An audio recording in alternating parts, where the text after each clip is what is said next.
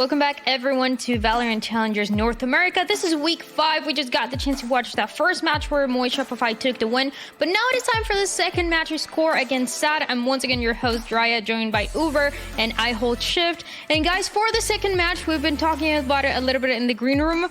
It's, I don't know what's going to happen. Both of the teams have really struggled recently, though. SAD took a pretty big win against Moy Shopify. So Uber, it could be a good indication. I don't know. Yeah, I don't know. I think MXS looked vastly better today than they did last week. I also think that the Haven comp from SAD was like really nice. Like they were cooking with that one, and I don't think MXS knew what to do about it. I think coming into a series like this, QOR have pretty defined strengths, and those are few and far between. I think right now they are not looking like the team that they were and that we've sort of known them to be in stage 1, where they were like, consistently upsetting like better teams, really giving a great account of themselves. I think they were positive in sort of map win-loss. They were looking very, very good. Now they've been quiet. Just as Zeldris has graduated high school and actually has time to play the game, these guys are struggling. I don't know, man. I don't know what's going on. It's been tough, though, too, because as much as their record reflects a pretty, obviously, poor start, 0-4, I think they've been hit with a very difficult schedule to this point. Like, they started the whole thing off versus Turtle Troop, and they actually played them pretty well. The real punishing loss is the one that they had versus Doughboys. That one felt like a really big missed opportunity, because then after that you play M80, you play a TSM team very closely, and now you get a little bit more freedom because you're going up against a SAD Esports team, and then they finish their stage playing up against Winthrop, who is in their own right solid, but not to the same caliber of an M80, for instance. So they just got a really rough draw here, and outside of the fact that they have lost 2 very tight 3-map series to some pretty solid opponents, they, I think, are still trying to kind of find their identity in this stage. And I think that's the biggest part about it. Again, kind of a lot of teams in their position have been cooking up some new comps, new strategies on the new maps in particular. They're going to be tested here in terms of being able to see if they can actually put together something that is uniquely them here in the late stages of this half. And that's the thing for QOR. They're a team that have are one of the only teams that we have in Challengers that are now going with these compositions with Yoru, with the Reyna, with the ISO, like nothing too crazy, but they're adapting in their own way. This is something that the team as well has been open about like how they feel like some teams just cook a little too much in Challengers, so they're going with the standard and attempting to get those wins, but Uber, it just has not gone their way so far. Yeah, and look, I think their map pool is also pretty straightforward. They've only played a number of different maps. Like they've had some Sunset games. They've obviously played on Ascent and Icebox as well. They haven't won any of their 3 Icebox games. And if you come into a team like this, you ban their Ascent, and then you just ban the map you don't want to play. Yeah. And you probably are feeling pretty good like about your chances. It's been a while since this team has won a game, right?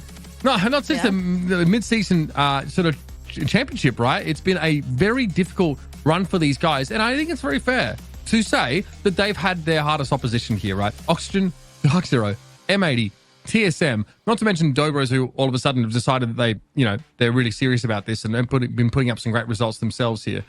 That TSM game, I thought, was pretty good from this team. They looked much more like they did in stage 1. They just happened to run into a map pool that features TSM's bind and a little bit of a messy icebox that could have honestly gone either way, especially if Zeldris was allowed to, he almost dropped 30 in regulation again. So this is the kind of player, though, that it feels like this core team can rise and fall off, especially if someone like T-Dog is not having a day, because he, in general, when he's comfortable on a good Sova map, he's very, very, very good. So that's something I think they're looking for today. They're looking for T-Dog to turn up. Maybe add a couple more cans to that Dr. Pepper tower and just pop up. Just a couple more. A few more. Do they really make a difference when you have a tower that big? I don't think so. I think a couple more could really help out this team. But honestly, it's a core that last split, or that first split, they were struggling for a couple matches. We started saying, yeah, core, they stand no chance. And then they won a crazy upset. I can't remember exactly who it was against. And then obviously T-Dog comes and says, yeah, you guys are darting us. Like, we're here to prove you otherwise. And now, yeah, you're not the favorite for these matches. You need to get those wins and get them in a convincing way for us to honestly believe again. But let's talk about the other side. Let's talk about SAD, because this is a team that, as we talked about, Shift, they got a crazy win last week against Moy Shopify, one that nobody was expecting because it was in a 2-0 fashion, and that is the first win that they get on the second split. Yeah, it was also featured some of their first maps they've won on the split. I think that the opening versus YFP. We weren't sure what to expect there. I think YFP showed us that, you know, throughout the midseason and going into this stage, that they are a lot more complete than what they were before. But the SAT Esports team is dealing with some very recent moves around. And, you know, the thing about it was, it felt like it was going to be a matter of time before these guys were able to beat down some team. Didn't really make a difference who it was, whether it was bottom of the list or top of the list. They had opportunities in the past to really showcase that, yeah, they're creative.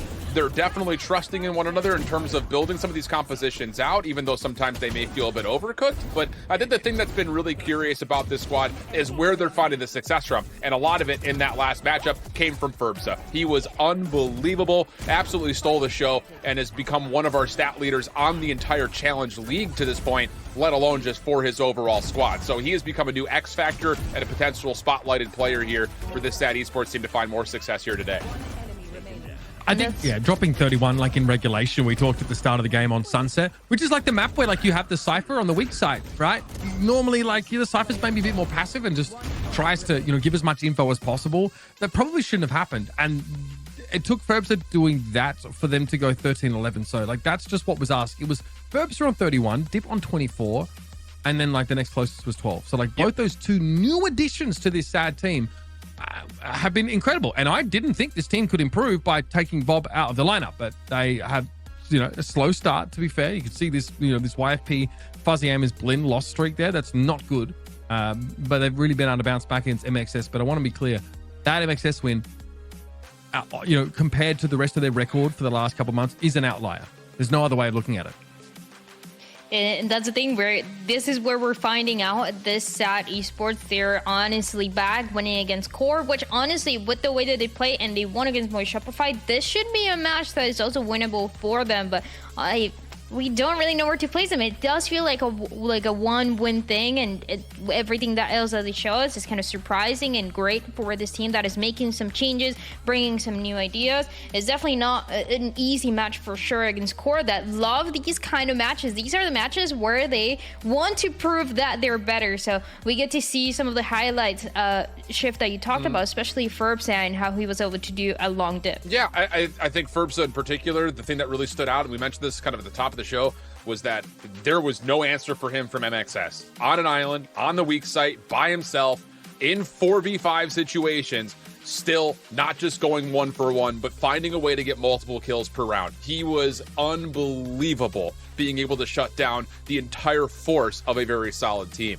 That's why those numbers look as good as they do. But like Mitch was also saying, it's not just Ferbsa. He's obviously kind of flexed around. We saw a couple of clips of him on the Yoru. Obviously, the Cyphers where we're talking about right now, but Dip has been a great initiator for this squad. His Sova gameplay has really allowed SAD to get good reads and take good decision-making. And that felt like, you know, some of the struggles for SAD earlier on in this year was that maybe their IGLing wasn't as strong as we needed it to be, especially in the mid-round. But when you get value out of a player like Dip now in the roster, it did feel like versus MXS, they were making a lot more correct calls when things started to get a little bit hairy. And it's just when we get the chance to see these compositions first time that SAD look really good because nobody has figured them out. Then as we get to see them play it more and more, the teams start to get a read. So let's jump into the map select. Let's see where we're going to be headed for this match. If it's going to be a little bit of the same or something different. And it's Sunset, Haven, and Lotus, Uber. I'm shocked actually that Haven gets through here. I really am. Core, banning Bind. I like it. And I Split. love it. Look, I'm a huge fan of it because I do want to see what so many of these teams have, you know, developed on that particular map and what they're ready to show us here. I think like Core banning, you know, Bind here sort of makes sense. They've been winless on their map and have really struggled. I think they've got 10 rounds on Bind for a total of 2 matches on that one so far at this stage. And the Split ban as well, it's just not a map that Core want to play. They're always banning that map out. SAD, this is what I said, ban Ascent and then ban the map you don't want to play. That's exactly what they've done. So there's set up a map pool that features a Sunset, which they, you know, were able to beat MXS on, and Haven. It's a bloody same map pool that they had against MXS, if I'm not mistaken, right? Albeit in a different order. And then Lotus to cap it off, which is, no, I would not say it's great for SAD. They've definitely had some scrappy games on there, but still, they have 2 strong maps to play with here at the start of the series. I think if you're SAD, you're feeling very positive about your ability just to turn 1 week into another, right? And just go 2 wins up.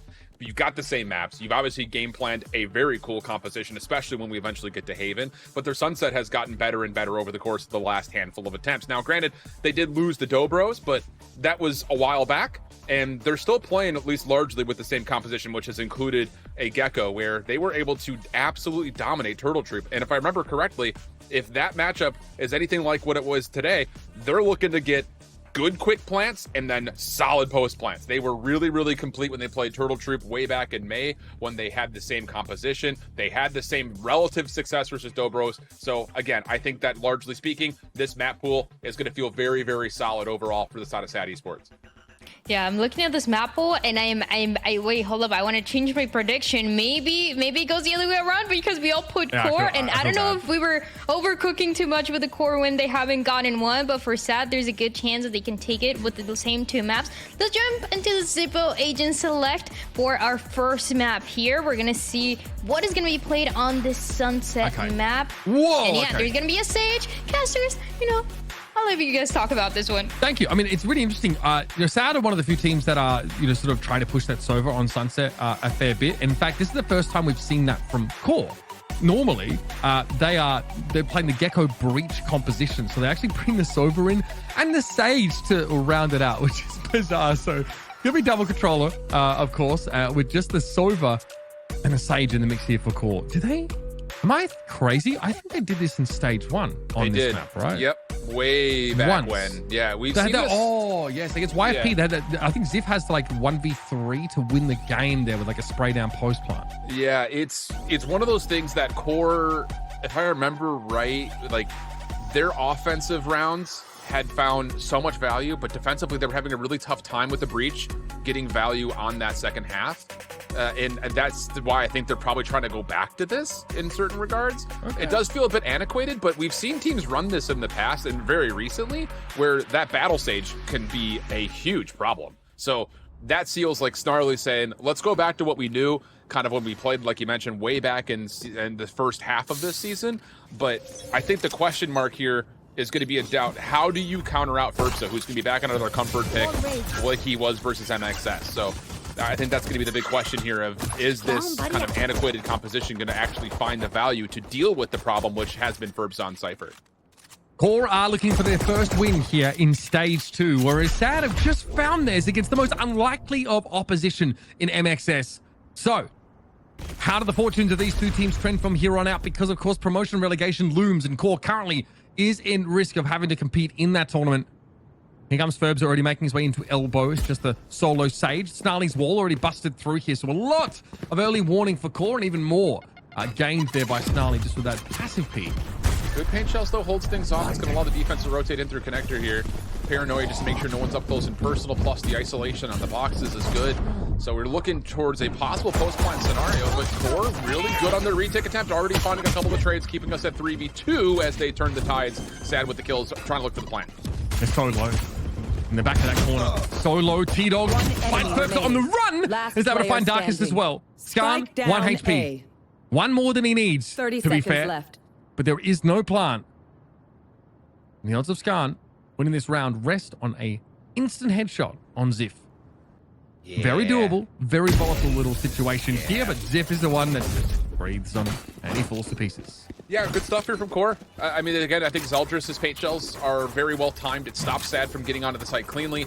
And then just more importantly, like you kind of mentioned, it's just the ability to stay alive through Elbow, T-Dog. That little fadeaway kill is incredible, but it's also the follow-up plus the extra damage that turns things around, because the approach from SAD was looking pretty darn complete, especially off the fact that not only did they get through Elbow pretty cleanly, they also found a couple of kills transitioning through that middle map over towards that inside connector. So decent opportunity for SAD to get the spike down, but the rebuttal from Core staying alive at Elbow a little bit too strong, and now you've got an early outlaw in the hands of T-Dog, locking down an early angle here at B, which this is going to be a jump scare for him if he holds this angle with all 5 members stacked up at the front doors.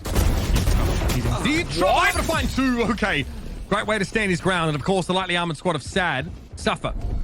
The Aloe was dropped here.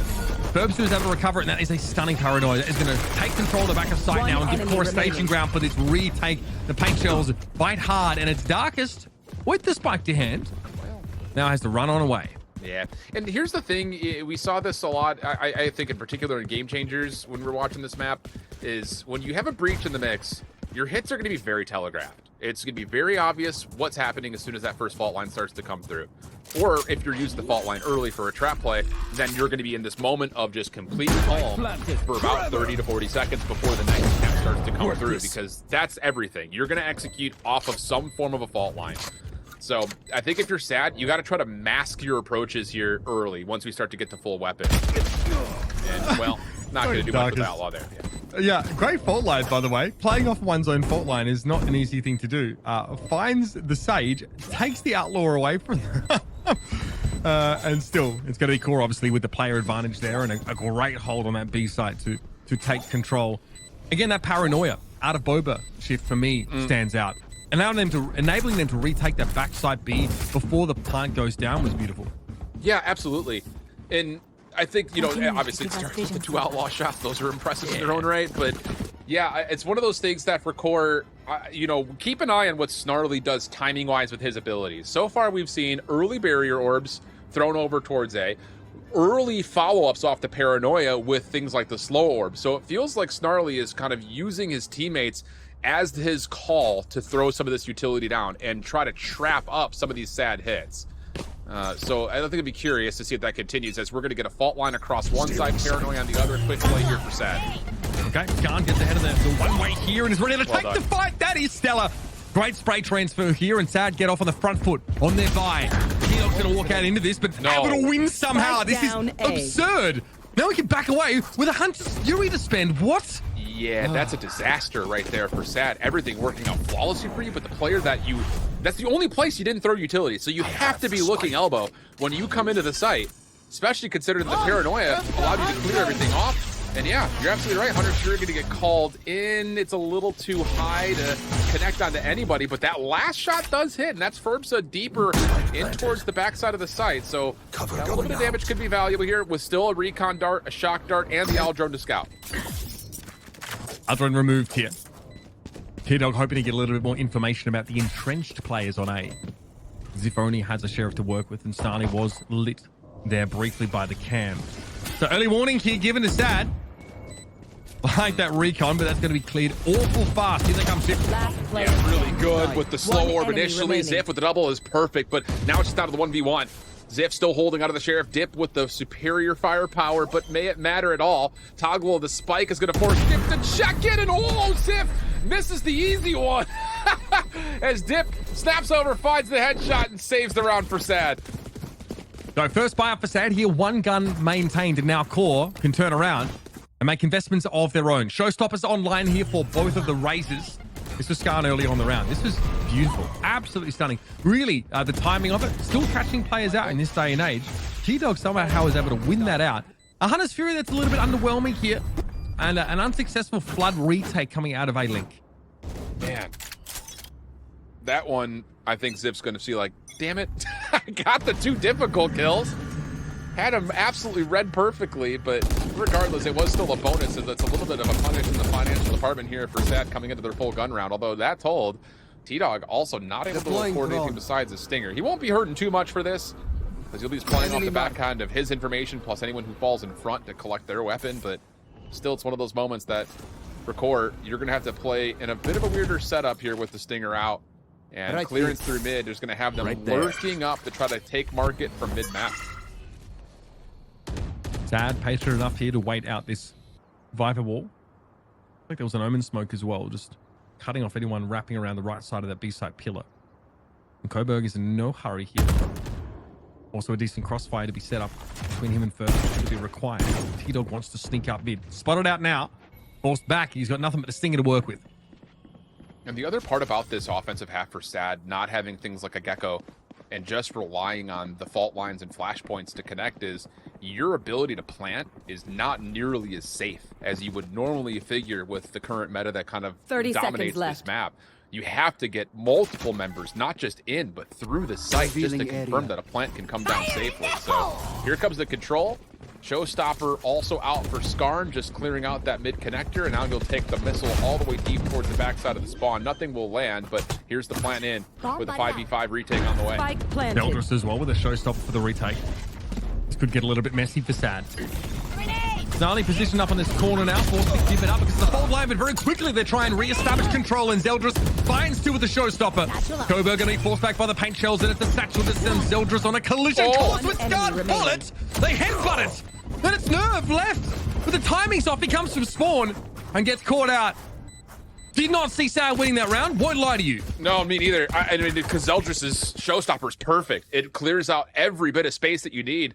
And once again, just kind of to reiterate for Sad, them holding a post plant without things like a lockdown sentinel or a controller, like for instance, like the Viper, you have to just win fights on side of the site. And that may just be off the fact that Zeldris doesn't have the perfect blast pack right there. I think that the double up is unintentional, obviously, but I think some of that is caused by the fact that Zeldris is expected to move a little bit further out on that angle. So when the swing happens and they don't get that connection on the movement, it just ends up being a pure lineup. So just a little thing. Yeah, couldn't absolutely go wide enough on the swing, and it derails a whole round. Enemy T-Dog here. Takes up that orb. It's just Sheriffs here and a Stinger for core. And you'll notice they group up early. They try and play aggressively for that A-side orb. And they also get the information that Sad are not really congregating in that part of the map early, but nothing says they can't bounce off to this extremely later on, and they might be doing that now. This is stressful, I think, for Core. I mean, trying to hold this with just Sheriffs, you're relying on long-range shots, and wow, Perps almost gave away. They're not quite equal to the task, though, and this is where things become difficult, because now you're stuck on site. Rolling Thunder in your face, fault line to follow. Decent follow-up from Ziff overall, but still, this will be a plant. Yeah, great Sheriff work for Ziff. No mistake about it. Aldrin in the mid, though, should be clearing it. Nerve finds one. These Sheriffs from Boulder are getting some serious work done. That's 3 Sheriff kills in a round. And Core don't seem to be done yet. Why are we not playing tradable positions against Sheriffs? Hello? Is this thing on? What are we doing? You have to play traded positions. You can't individually check on Sheriffs in a post plant. No! Oh my goodness.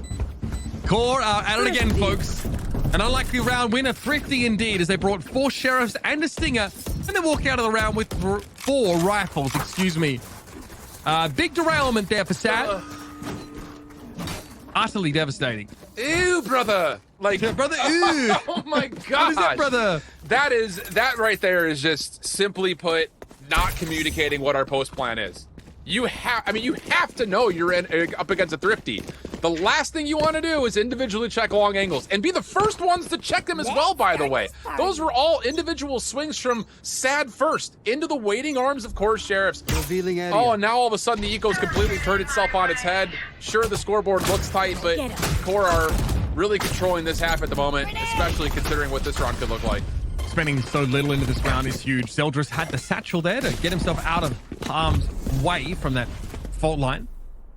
Sad are making a bit of noise here. Not quite enough to wake the dead, but definitely enough to raise an alarm, and there's a gap in that cyber cage. Find out! Oh, big mistake! Satchel thrown in. Zeldris had to fake many, and we did not see that. I don't perceive it. It doesn't exist, T-Dog.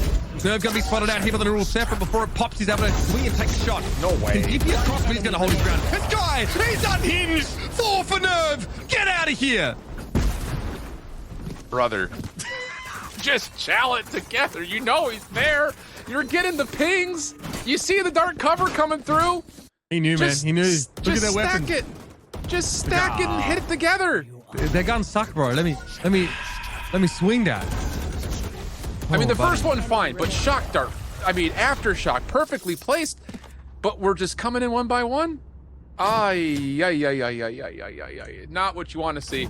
Forget about it. It's only 6 rounds through. That was not what we consider to be a winnable round anyways because of the weapons. This one, though, we need to start seeing something for Sad, and they've been slowed. They've been revealed. The Hunter's Fury's getting wasted. Never mind. We can't excuse it. We can't ignore it anymore, Mitch. It's happening. It's happening. This was a buy round 2. This was a buy. And now Core, as soon as they get a bit of wind in their sails, they start doing stuff like that. Zeldris double satchel down into tiles. Great crunch. On top of the slow orb, by the way. And a ping. Sad all got lit. Dip here might want to live up to his name if he wants to keep this weapon. Yeah, true. Oh, man. It goes from 0 to 100 that quickly with this, doesn't it? I mean...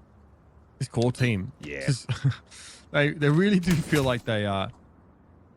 Well, They are very like volatile, I guess, in some sense, but also once they build some momentum, they will really start to flex on you. I think the thing is, even in the matches that they've lost, even echoing back to what they had done in the first half of the season, is, they're still putting together great ideas. It's just a couple of mishaps that have really hurt them against the strong teams. And we really saw that, I think, in the first 4 weeks here because they've played a lot of really good teams. I mean, I'll be honest, I think that group, that other group that they have to play up against is like the group of death. I mean, you've got a really good Dark Zero team. M80's disgusting, even though they're 2-2. TSM obviously shows that they've got good things put together.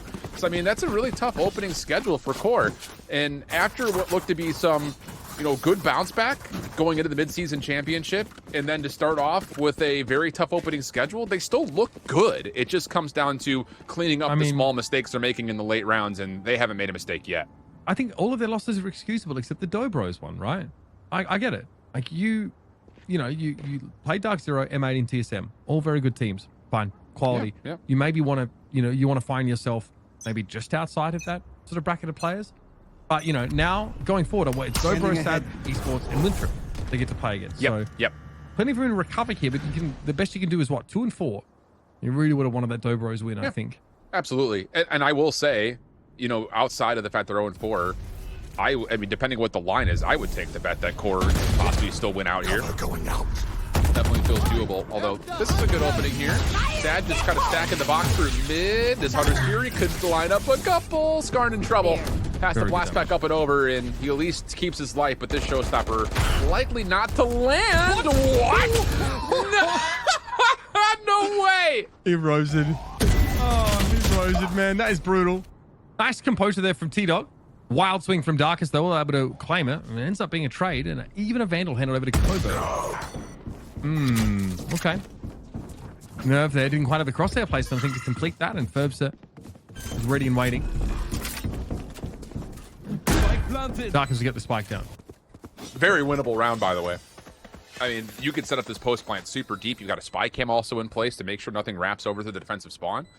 So this is just, again, play a tradable spot deep in the site. Play off that time, because this 1-for-1 angle for Coburg should should be good for one, I should say. He's hard scoping on this. Not good. So now all of a sudden, they know the spy cam is deep. You're going to clear elbow. This, for Sad Esports, it becomes a little bit more stressful. Yeah, timing. One enemy remaining. Not bad from Ziv. Standing. 1 versus 1 achieved. Poison orb towards spawn wouldn't have hurt, though. Gotta be now! Ferbster. Nice conversion on the Thrifty there for Sad. They bring a bunch of sheriffs up mid, and they find a player that's just far too swung out. And even though the Hunter's Fury clips many of them down to like 40 or less HP, they're able to bounce back. Yep. That's an important round. I mean, that just completely resets this half in certain ways.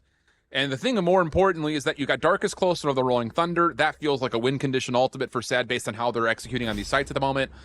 I think the thing is, can we get a more comfortable post-plant setup, though? Because at the moment, a lot of these rounds for Core have been taking fights before the spike even has an attempt to get down. So can you stay alive in the first 45 and then put yourself in a spot to get a plant, hold solidly? This time, a different element has made its way onto the battlefield. Operator, little boost from Snarly, completely catches Sad off guard. Now you got to find a way to do that in a 4v4 with a decent trade over towards Ziv. Now, though, the angle is not great for Snarly. He drops off the wall. That does come down eventually. You can try and hold from back B. Yeah, maybe in the mark it feels like the better angle for this operator. It's a little bit safer to play as opposed to having to be on the B side itself. But we've got 2 players watching intently and only feels nothing better. Here's the TP from Coburg. That's the back of sight. You stick these. Love it. Yep. And this completely eliminates the presence of the operator. Love it. You got deep sight presence. Spike planted. Res will be good, so you get this back into a 5v4, but the post-plant setup is all about what can Skarn find from this position. Showstopper up and out, but Zeldris, not the greatest movement again, is completely stuck. One more attempt to get in. It still doesn't feel comfortable, but he does find one. Okay, yeah, no, it's been ugly. Not comfortable at all here. Skarn finds a second, and Snarly now is forced to swing this angle with an operator. Hard to see how this is going to play out. Buying time, though. Keeping people interested. Now the team from Market's going to come. It needs to be a double swing through this. Whoa, but the timing's not there for Ziv. At least able to find one. Good for one. Now down to 60 HP. Is there going to be another Ziv clutch here in a post plant on this very site? Skarn says, no way. Figure it out yourself, buddy. I'm not facing this at all. Eventually he does, but the damage already done. And that's going to be the spike going off. Yeah, the punish on the eco is fine. But sad, I love it. Flat out, again, get deep into the site. They don't have the ability of locking down the same kind of post-plant comfortability through B main like a lot of teams do because no Gecko. So you have to get into the site. And this reveal just gives you all the info. And then another moment where Zeldris' movement has, I won't say that was a terrible moment, but it wasn't as good as it was intended to be. That showstopper was supposed to crack the egg on getting back in towards the site. And the blast pack movement just did not allow him to get in. Same thing from a couple of rounds prior where he tries to blast pack the corner, doesn't get the same bonus boost that we usually see. The lineup happens. So again, the value not as good as you would normally expect. Now Stardust to go aggressive. Whoa, hiya there, how are you? Shakes hands with Ziff and T-Dog, and first blood will get tallied. Scar losing his life. I mean, the Viper will also cut off any chance of trading that. So sad of seeing that wall every round, basically. They know it's there. No one's able to get ahead of it to back up the double satcheling raise. Miscalculation for the attackers. But again, this mid control serves them well. This time, though, tough to make use of it, given it's spotted out by the Owl drones. Curbs are here. Cyber Cage is one side. And it's a passive angle being held, so Core don't know until just now as T-Dog actually just easily checked it. Oh, yeah, it's unfortunate. They all just pushed up there. Had a timing. Super well done. Paint shells to create the separation as well, so that is as free as it gets. This becomes super difficult for Sad. You do have the ability maybe to get a kill, turn that into a neural theft plus the orb for the Rolling Thunder, so there are right tools available, but trying to clear this out could be difficult. Zeldris, does he shake off this concussion before the play comes out? Him going 1-for-1 is more than fine. That's the Rolling Thunder off the table. Yeah, 2 forms of util thrown at that position. 30 seconds left. That Sad don't actually even have the confidence to push into them just yet. This bought a lot of time, enough at least for Ziff to come over towards the A site now. And they are walking on that slow field.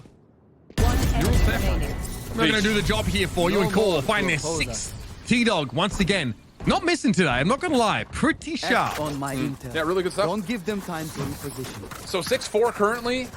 Money becoming a bit of an issue now for Sad late into this half, which, again, I think is worth talking about because you've got a couple of great alts available.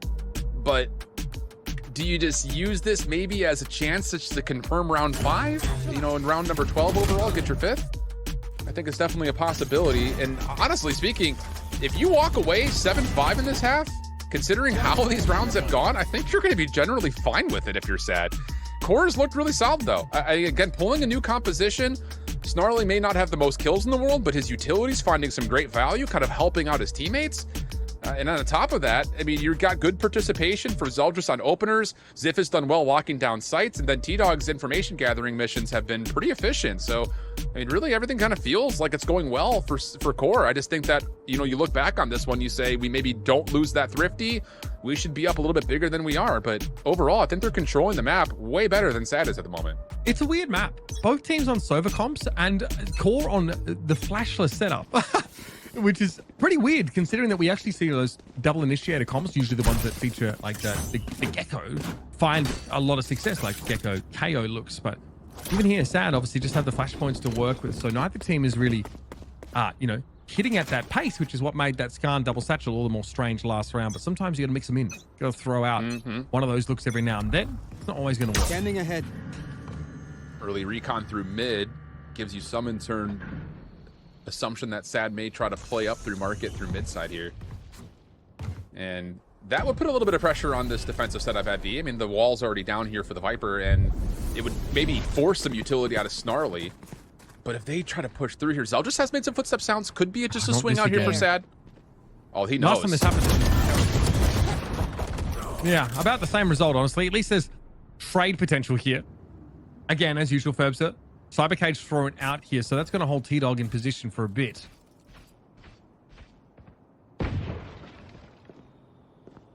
And there's questions here, you know, in terms of what Core can actually re-peek into B with. I mean, they're holding solid. And this looks like they just want to play full retake.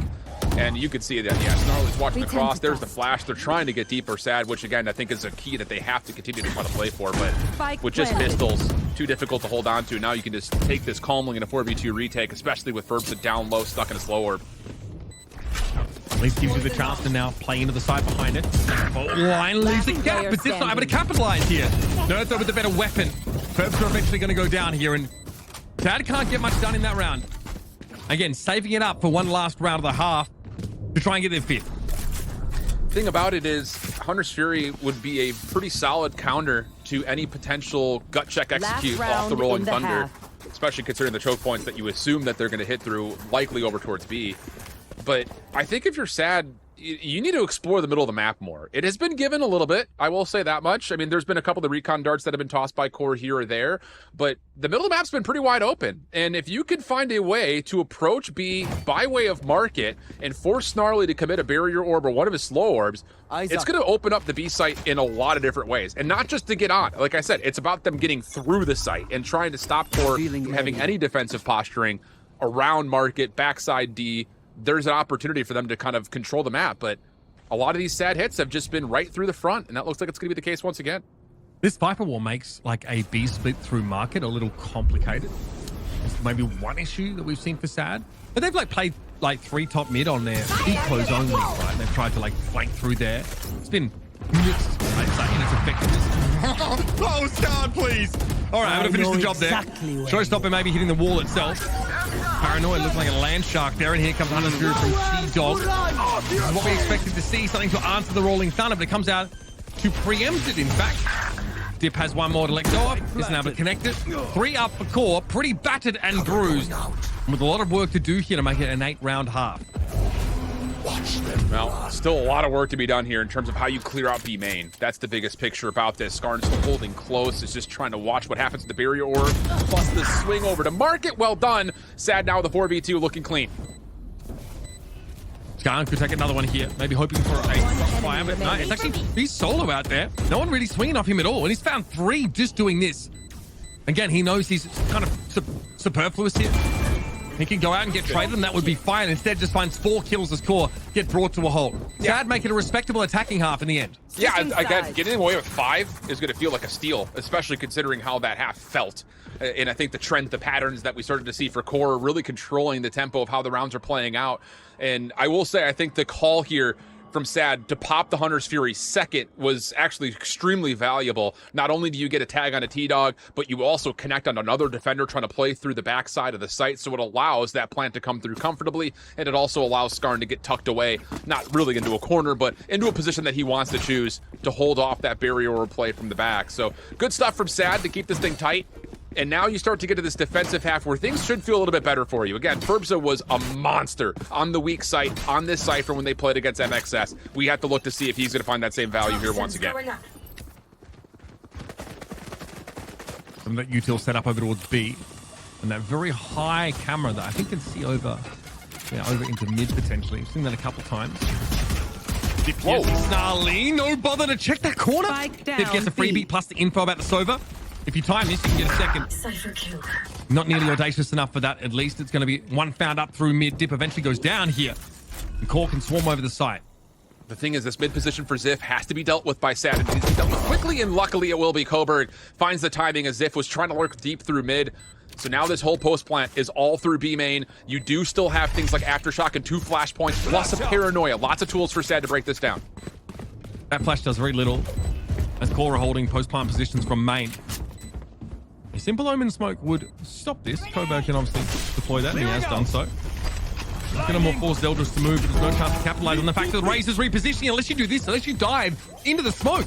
Love that from Darkest. Skarn has got a brilliant timing here, but jumps into the smoke and gets caught out. Nerve seems to have a sixth sense about it. The defuse, though, can't be stopped. Darkest blocks the shots, and Sad get that pistol. Really, really well done on the retake from Sad.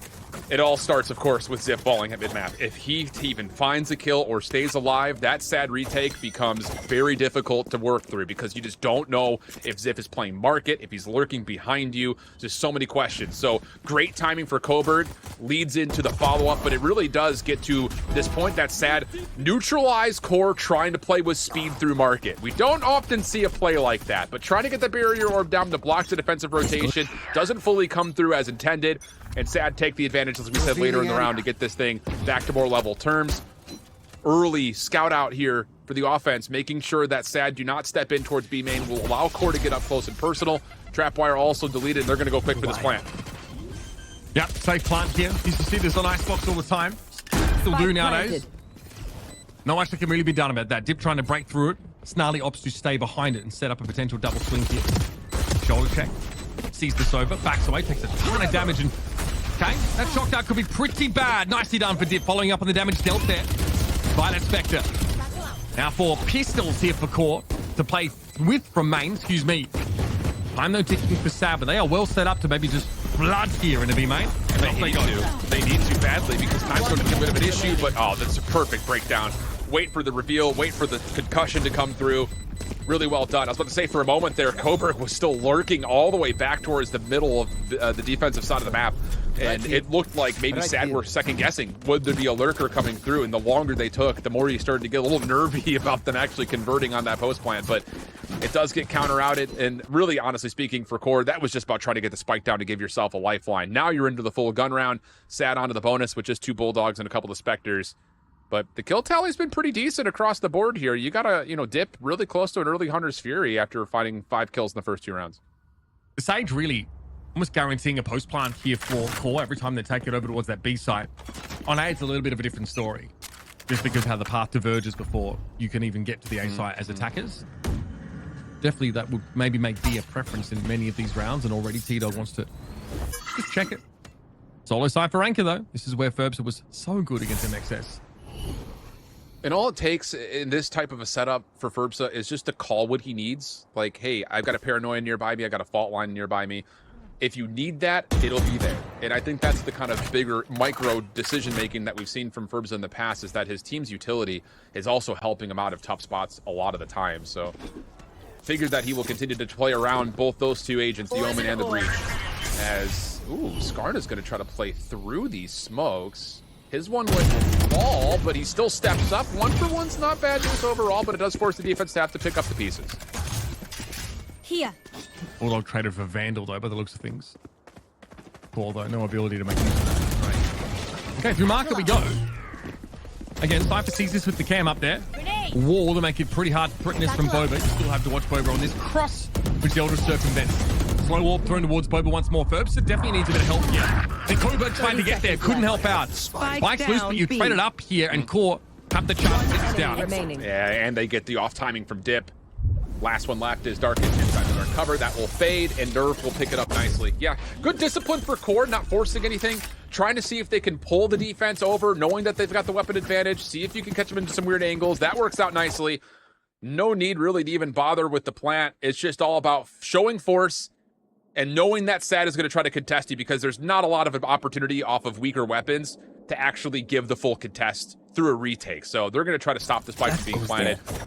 Decent bounce back round. Core still hold a narrow advantage in terms of the scoreboard overall, but this is where things will really start to buckle, as Sad will have a chance to set up their defense the way they really want to with the full buy, and they're going to get aggressive about the barrier drops. We went hard B split, now over towards A. Core really throwing some variations in here, and the flash was almost perfect, but Nerv's able to win it out against Skarn anyway. No razors on the map. Still, Coburg gets into elbow once more. No breach, of course, for Core to sort of aftershock this corner that Coburg's sitting in. No great way to actually carve him out of there at all. In fact, as Core, I think they've done enough here. Yeah, this Core offense is going to want to lean B, just based off the fact that you've got the barrier orb to give you the safe post plant setup, block off that angle through market. The deep cam, though. It is deep cam in B. Very deep cam. I mean, again, this is what we saw from Ferbsa when he was playing MXS. You give him a chance to give himself the perfect setup, he's going to punish you for it. So all he's got to do is just keep checking to make sure that he's safe. And once again, Darkest can run over through mid, throw out a fault line if he needs to help out. So the ability for Sad to adjust for this is pretty darn good. Maybe to mid now for Core. Thought about it. I'm going to be aware, of course, of the Cypher cam in a moment. And all that Ferbsa is doing is playing for this info here. 30 seconds left. Charlie looks up. Yep, as you would expect them They to. found my wire. Cam eventually dealt with now. Cage trigger. Tripwire also out of here. They found my wire. Cybercase deployed. His nerve is going to TP across here. They come onto the side. Oh, the wall! He's on the wall! Oh, he can make use of this. First, he gets 1 for free, and he's dipped from the back of the site. I love that from Sad. They were ready. I don't know if that was Ferbsa intentionally putting himself in that corner, figuring there was going to be a barrier orb, but I have a feeling it was. And if that's the case, this guy deserves a raise. That is absolutely perfectly well done. And I think, again, the thing about it is that late of a hit becomes difficult for QOR to get into the site because all you're relying on is the barrier orb to block off line of sight. The ability for Darkus to rotate over quickly because of the deep spy cam, the fault line can be played whenever it needs to be, and it's just a absolutely perfect breakdown of the defense, just dissecting the QOR hit late into the round. Now you're back to Sheriffs and a chance for QOR to take their first lead. To tiles this time for QOR. They get a very different look we've seen the last 3 rounds. Nowhere More of these they have. Hunter's Fury now getting thrown out. This isn't going to slow the push into market at all. T-Dog actually found Ferbs, so they cleared out the B-side anchor. And you've got to think now they can start to make their way in. This does pull Sad across, though. Of course it does. They lost their Cypher on B. Do they get punished for this? No, not again. It's happening again. Not like that, because the isolated pick deep through A is going to lead to a very quick rewrap plus a weapon collection. And all of a sudden, Snarly, with the plant, is also going to have a res. So this just becomes extra complicated all of a sudden for Sad. And honestly, it becomes pretty much unwinnable. Yeah, they've got 2 Vandals to face down. Like you mentioned, the res is there if Snarly can make good use of it, but it looks like they're actually going to be taking contact here on the site. And there's no way you're getting away with this flank if Darkus goes for it. Look where T-Dog is playing from. Rat.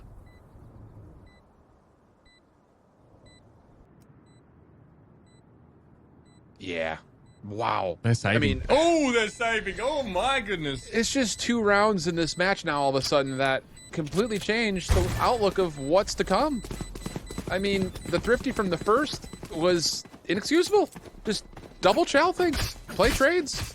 This one, not exactly the same situation, but pretty darn close. We're just giving away these 1v1s that just do not need to be forced. And wow, that's going to feel terrible for Sad, because now you're looking at what should be, what, we could call it a 10-7, if not maybe even more than that if they were to convert off those unfortunate Thrifties. It just changes the whole timeline of how this map has gone. Yeah, I mean, it's really thrown things into question here. Both teams with a really big buy, but these last couple of rounds have been so volatile. And look, a showstopper play for Skarn is all well and good, but if you get traded on that 1-for-1 and then there's a res involved, you have lost out big time. Yep. So can't really be too risky with that. They might want to play aggressively, though, through elbow regardless. They are walking up there, whereas the spike, though, a little bit more circuitously is headed in that direction. And this is going to be interesting because Zeldris is going to be a pivot point here for QOR. This is all about to see if QOR can keep moving around the Sad defense. If they can show some force over towards A, it may be enough for Zeldris to pop forward and take some extra space around through mid. It also forces different utility to be considered here for Sad, knowing that there's threats over towards mid. The Aldron's going to be spent here, so you're not going to have that early to scout things out over towards A or B main. The only big difference here, Mitch, is the fact that the defense is pretty heavily stacked on this cross, and you also have a deep spy cam, but Skarn peaks, Darkus doesn't, and a first blood gets tallied, and now QOR can read this. No trade at all. Maybe Darkus tried to spray through the box there, tried to be quick. Eventually, they are going to catch it. Sage killed. Kobo bides his time top of mid as well. That takes the encroaching Tiles player Snarly out of the equation now. Okay, feeling a bit better about it, Assad, with 37 seconds left to play. Nerve likely will TP into the action when required, so it can try and sell something in the meantime. Maybe clear that Cypher cam. 30 seconds left. It's unlikely to draw anyone away from A any further, though. I'd be willing to wager he throws a paranoia here, though, just to see if he can keep that defense moving. Nope. Instead, it's just maybe shadows. Wow. I mean, another moment where Dip, that's your only responsibility. Make sure no one walks through connector. And now Zeldris has a showstopper. That should Darkus be is not thrown. respecting 10 seconds left. I mean, that should be thrown through this dark cover, but instead it's tossed over to connector. And, oh, Darkus gets red. That's so tough. Again, I think Darkus is expecting him to go past him, right? He's shot into spawn proper and not into the smoke. So heads up there, I think positioning-wise, probably wouldn't have been taken down by a showstopper if it was sent that way, but hey, Coburg's off to work. Needs a reload here. Was able to avoid the paranoia. And Ferbs going to keep an eye on his other wrap angle. We're in a 2v2 here. And yes, QOR in a post plant, but this smoke keeps getting refreshed. That was just a tickle. QOR has a smoke of his own. No paranoia anymore, as we know, and Zeldris doesn't have any mobility. It doesn't matter. Spray through the smoke. Yield the kill on Ferbs, and Koburg's got no choice. He needs to go double here. Well, doesn't even find the one. QOR, huge round to win, considering they were down to 3. Yeah, Dip needed to win that 1v1. That's his entire responsibility through that mid connector. Make sure no one pushes up through it. If he wins that, or at least 50-50s it to a point where both players back off to keep their lives, all of a sudden, now Zeldris, again, has to use that showstopper through mid, which he ends up spending it anyways, but it just makes that post-plant setup a little bit more cautious for Core. But you get that elimination, you clear off mid, you reset some utility over deep through the site, and you set yourself up perfectly over towards the elbow. That's one that Dip needs to get flat out, and now you're down to a broken buy situation, a couple of weapons, sure, but not a lot. And Skarn's gonna try to get aggressive. Does come away with one. Cobra through mid, also able to stop the play over towards Market's side, and good isolation here. Okay, they're Sad's getting it back together. They made this work really well. Kobo almost getting rewarded there as well. Dark wanting to win that fight out of tiles, and Dip finds the timing here to swing in the mid. Core just kind of spread themselves through mid, leaving themselves so susceptible to all of this. Ziff's in the 1v4. Now, I've seen it happen. I have seen it happen, but not today, friends. Sad just keep hanging around, man. I mean, you're absolutely right. That felt like a round where Core just needs to play a more orthodoxical approach. Make sure you don't get surprised by things when the barriers drop, and, you know, take your weapon advantage through the rest of the round. But instead, Sad get some good timing. They find the pick over through mid-map. That turns into a very deep rolling thunder that makes things a bit messy. And all of a sudden, Sad find themselves all, surprisingly, just down one. I mean, Core have had the better of this map by the feel of it. It's just Sad keep creating these chances, these opportunities, and honestly, they are punishing Core for a couple of very odd mistakes. This should be 11-8. It should be 11-8 right now. They had a Stinger and a Vandal and pistols. Yeah. Very messy, very scrappy game here. Both teams finding some very unlikely thrifties. That's why it's so tight. Well, that's true too. So all this Cypher util here is here, dedicated to A. None of it's going to actually be tested here. Maybe T-Dog trips that, but it's very unlikely. Nah, he should expect this for sure. Kind of curious the location of the presumed Sova. T-Dog caught by well 1 done. and 2. Yep, eats them both. Nicely done by Dip. That's all based off of the location of the Alpha and nothing else. And now we just chow elbow together, please. Let's don't get lined up. And that's a huge first blood on the nerve. Snarly still trying to hold the angle because he has to. This is not enough of a post plant just to hold inside the Viper's pit. They're trying to use the res, and they turn that into now a 3v2 the other way. Surely not, Mitch. I mean, you're damned if you do and if you don't. You've got to swing to sort of punish this attempt to get a res out in the open.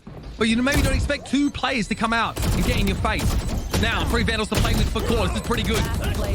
Post plant. One enemy Snarly versus Dip. He's 1 HP after being in the pit. But Snarly's going to wait. Too long? Concentrate. Gets off the half defuse and Dip.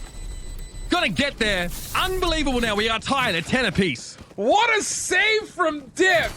It looked like Sad just about crumbled. All it took was a res. And the res is used as a bodyguard for the swing out of the Viper's pit. I mean, Sad know 100% that everyone's sitting in that pit. So the fact that they don't clear it with much efficiency, you go, not again. They haven't bobbled this, surely not. But Dip gets on quickly, 1 HP through the decay, and then gets the footsteps down, pulls up the perfect centering, and turns that into the win. So clutch, and now the eco has flipped. Sad hold the advantage late into this map. Yeah, got to be an awkward 50 here for Core now. Really only the one hero rifle to play around. I've done better with pistols than some gun rounds, though. That's just the truth of it. Here's Eldritch. And there goes Coburg. Guard at least there to catch the body as it falls, but Zip finds Dip in the middle, and here we go once more. Player advantage in the thrifty for Core. The Cypher was over on the A side, so this is actually the strong side that Core are trying to test, and I think they've just figured that out. Either way, now they're committed. And the problem is this commitment is not going to feel great. I mean, Darkus has got a really solid read on this. And, ooh, he even gets a good look at Zip, just doesn't quite land the shot. So now the spike back in hand, going to be planted with just one snake bite. Yep, you can throw this to make sure that Sad stay a little bit further back as the neural theft gets spent. Poison orb emitting. Neural might not be that helpful here for the defenders. Poison's off. Zip and Nerve doubled up here. Fault line, Nerve backs away into main. Has to be able to swing this, and we'll have to do a blind in a moment if Zip doesn't see any contact here. A little bit of damage. Zip now wider on the swing, catches Spurbs out. 3 for Zip now, and it is a 6 HP Zip that has to clutch it again. We're at half. Darkus gets off of it, and Zip's on the wraparound. 4 kills for Zip. Another huge clutch for him on this part of the map. Becoming a regular occurrence. I mean, Ziff has been just an absolute destruction force. Sheriff in hand, he's just as deadly as anyone else on the map.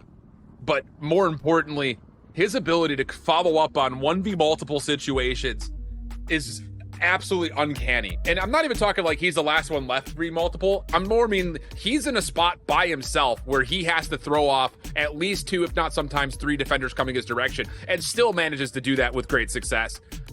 If Core end up winning this map, everyone needs to stand up and give a case of Dr. Pepper to Ziff, because he has legitimately single-handedly won a handful of these rounds. Both Thrifties, I think you can give credit for him, and then that one in particular as well. Last remaining over through market side, ends up tallying 4 in total. Unreal stuff. And now again, we've got ourselves in this back and forth affair, tug of war between both these two teams late into the half, where SAD are going to take their time out and discuss. I don't know what they have in terms of ultimates at the moment, but this is a tight moment with SAD likely going to be dealing with just enough economy to purchase, but it just depends on what they have available in terms of their ultimates. Maybe Skarn has a showstopper. If not, he should be pretty close. Body language there for Core indicates fatigue already on this first map. Eldris has definitely been overshadowed a little bit by his opposite number. A couple of decent moments, but in general, a difficult map for the player that we know generally prefers to be on that jet. Maybe coming up next, there's an opportunity for that. Make no mistake. Core walking into the map with a map win. It's going to make them feel a hell of a lot more comfortable against this weird SAD comp. Oh, and Dark is making caught here, racking back. Whoa, okay. Good to get one, but there's no chance of staying alive beyond that. Quick hit over towards A. G-Dog clearing extra space over towards elbow side. It does hit Burbza. So now all of a sudden it's just down to, can you actually hold on to this position? Because the retake through mid is on the way for SAD, and they've already taken down one. Yeah, you definitely are on a clock now as Core, and not just the game one. That Sova wrapping around is going to be a problem. You do get the Sage Wall up there at Link, and that is going to cut it off for the time being. Ziff just one enemy walks remaining. in the Coburg there. Spike down. Double set up there for SAD. Maxwell 11-11 here for sure. You're not able to get a freebie now. 2 bullets in the chamber, mind you, and not enough time to reload. Almost certainly as dead as you get. That's huge from SAD. Again, it's a gut check, aggressive call from Core. Right on in towards A main. It catches SAD by surprise, but Darkest on the backtrack, still finding one, getting a little bit deeper, gets a read that, yep, this hit is still on the way, allows SAD the opportunity from market, from the A side of the map, B side of the map, pardon me, just to run quickly. And them finding that isolated player over through mid changes how SAD can retake. And more importantly, it just makes Core a little bit more indecisive in terms of, do we actually want to still commit here? Because, like, we don't have the ability of wrapping out. We have a lot of post-plant pressure coming our way from multiple points. Like, we have to win a key position, and that's what turns into those long-range gunfights you see over through the deep side of the defensive spawn that SAD also went out on. So good individual 1v1s coming through for SAD, gets us to that 11-11 tie, and now Core are the ones that are going to be in a little bit of a weirder spot here. I think they have enough to full purchase, but this is where it starts to become crunch time, and without there being much, I think, trend building and pattern building here, you have to decide, like, what do we want to call? Because our default hasn't really worked out all that well. These A hits have been battered back pretty decently by SAD.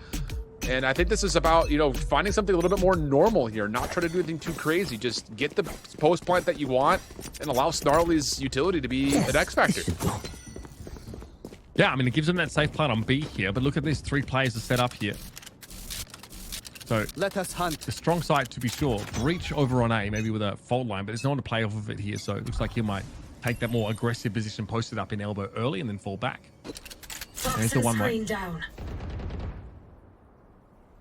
A recon there. Interesting. I think that was Dips on his side of the map. Looked like it appeared right on top of him, so not sure what he's scouting out there. Well, the problem here, and I misread it, Core does not have enough to be able to do anything besides Sheriffs and a Vandal, which, to be fair, they've won a couple of just straight Sheriff rounds, so technically speaking, you don't feel bad about their odds. Paranoia to clear out the front side at A. Darkest, the only defender here, will back off. One-way smoke tries to congest over towards that A connector, and that will allow Darkest to stay a little bit longer and stay a little bit deeper. But the whole intention here for Core was to grab an orb and get out of here. So they're going to re-wrap back over through mid. And this may be a market hit here, Mitch, with that smoke being placed deep through mid. Yeah, the mid re-smoke definitely tells you. Al drone here, like we'll see Coburg. Starling just walked it up straight away here. Put him in a window for Coburg to break that wall, but he had util in his hands. Now to A, some of the pressure starts to mount. They have drawn players over half court, and they were not committed. Toxin screen Well, down. the thing is, they 30 can use seconds Skarn's left. Showstopper as a retake tool, so you default to try to play a little bit deeper back. Here. Darkest will see, of course, the deep stake fight, so that gives you the intention that this is going to be a play over towards A. This is a very out in the open plant, though. This should be a elbow post plant for core, which means that if Skarn gets a read, this Showstopper could just flat out take out the entirety of core. Yeah, and you also have like the answer to the late reflank there with Snarl. Here comes Skarn. Able to find Nerve, down to 28 HP, but it's a kill that's important. Coburg here can basically walk up now with that smoking elbow. Getting the defuse, a different story, to be fair. It's going to be well smoked now as T-Dog comes for the trade. Nicely done, though. I mean, sad note, they've got the better weaponry here. Shift, they just step up and take these 2-for-1s. And most importantly, it's not just the fact that the Showstopper lands. Yeah, you also saw the pings come through for Sad saying, whoa, wait a second, this spike is down in a weird spot. They have to be over through elbow. So as soon as you get that read, 2 players, not just 1, but 2, make sure there is no swing back around through that mid connector again. So really good discipline from Sad. Really solid read on what the post plant had to look like. And then, like you mentioned, just the superior weaponry. You can push forward. You can clear out that space so much quicker, especially through dark cover. Just don't allow those sheriffs to pop off at range. So advantages now to Sad. 12-11 the count. Rolling Thunder at the ready. Full gun round, but nothing but light armors here for core.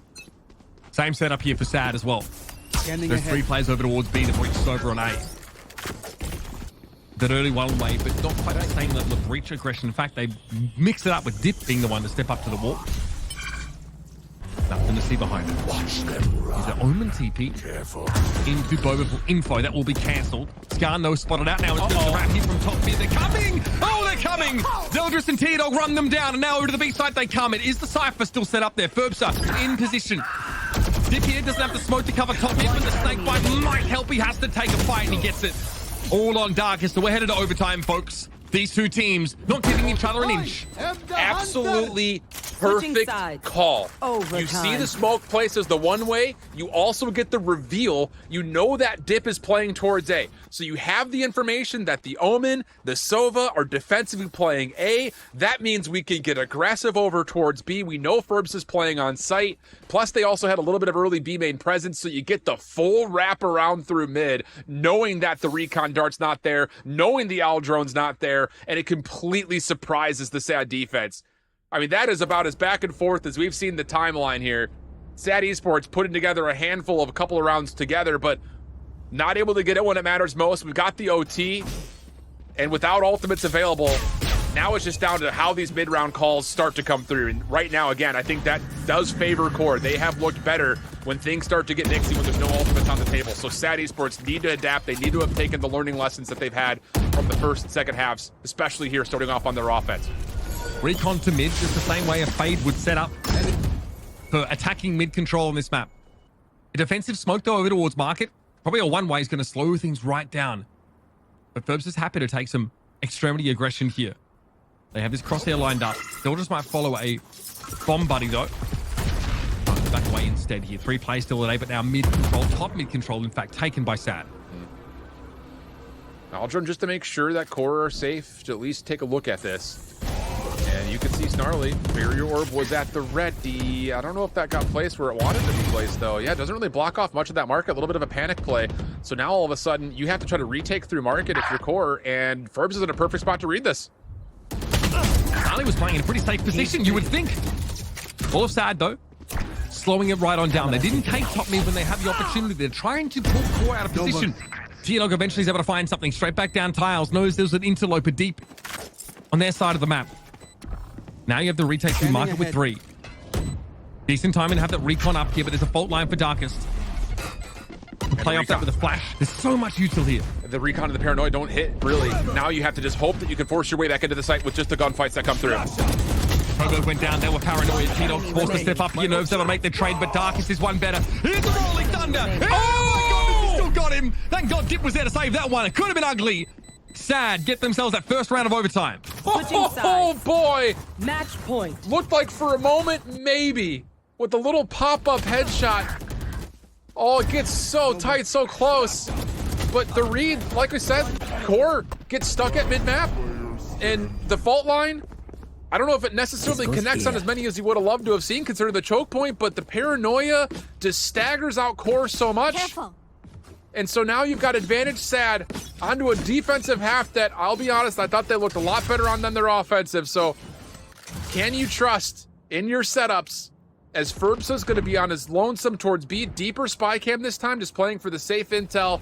That's just enough to where Coburn can be isolated to possibly pop up. Ferbsa, the corner, sees the execute. Here we go. Oh no! What a setup for Ferbsa. They'll just go get deep. Spike going to be loose, but Ferbsa's able to find a 2-for-1. It's now 2 attackers left. Skarner wants to swing badly. There's no plant though, so he needs to wait. Knows he can. And Ziff has equalized it. Snakebite on top of the spike, I have the or spike. rather near to it. Ziff and Nerve do have the option to get out, but they would be caught on the rotate by Darkest. They double up on it, they can make it through. They have time.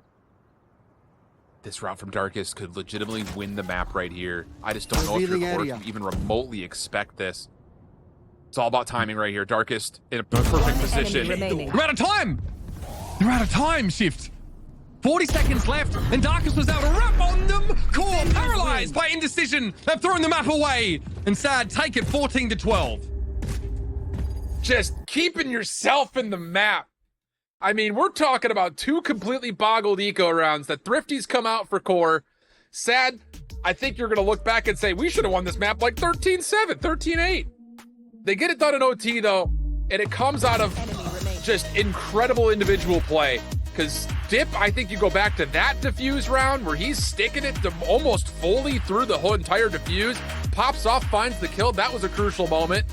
They get an eco of their own, but it's just them sticking around in ways that you just may not have initially figured, because it really did feel like QOR were controlling the map to their name. Whatever they wanted to do, they were finding ways to find these big advantages. But in the end, that defensive side for Ferbsa, still super strong for them. And then I will say, Cobra Dip, they came out big in the late stages of that second half in particular to help their team stay alive in some really tough 3v3, 3v4 moments that looked like we were about to get out of hand. Great stuff for SAD. I mean, very clever from Ferbs to Shift. I mean, that's the one round that he plays that close. He does not sit there. And of course, that one-way cyber cage that you throw on the lip above there mostly obscures you. He let Zeldris into the site and then was able to find 2. Brilliant stuff. Great way to pave the way to take a map like that. We're going to head to a break. On the other side, we've got a big question to answer. Do QOR have something prepared for this wacky haven of SAD? Or is it going to be an 0-2? Stick around. We're going to find out together.